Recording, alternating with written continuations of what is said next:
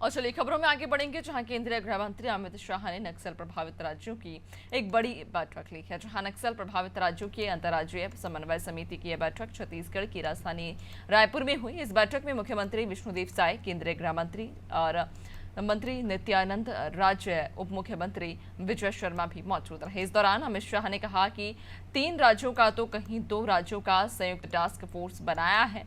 सूचनाओं के आदान प्रदान का खाका मजबूत किया गया है और भारत सरकार की एजेंसियां सभी राज्यों के बीच समन्वय के लिए काम कर रही हैं। शाह ने यह भी कहा कि पिछले 10 सालों में 6,617 सुरक्षाकर्मी और नागरिकों की मृत्यु हुई थी और अब इसमें 70% कमी आई है और हमें विश्वास है कि हम देश को मार्च 2026 तक पूरी तरह से नक्सल मुक्त कर पाएंगे।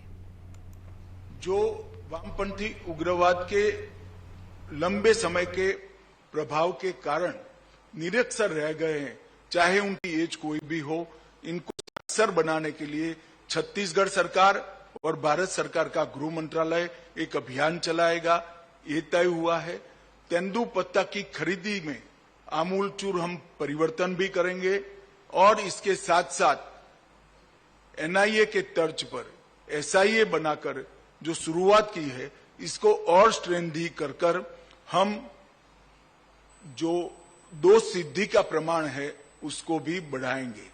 पहले 10 साल में 6617 सुरक्षाकर्मी और नागरिक मृत्यु हुआ था।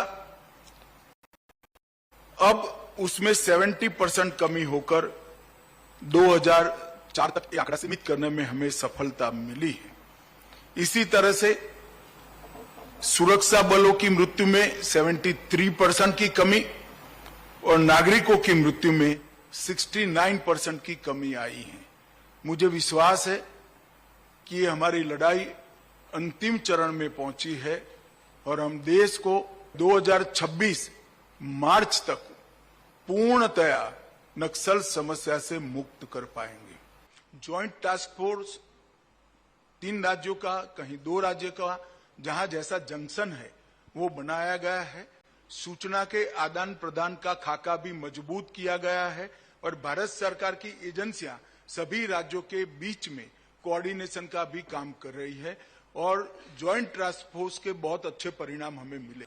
एक नए लुक के साथ सरेंडर पॉलिसी को भी छत्तीसगढ़ सरकार 1-2 महीने में भी घोषणा करेगी।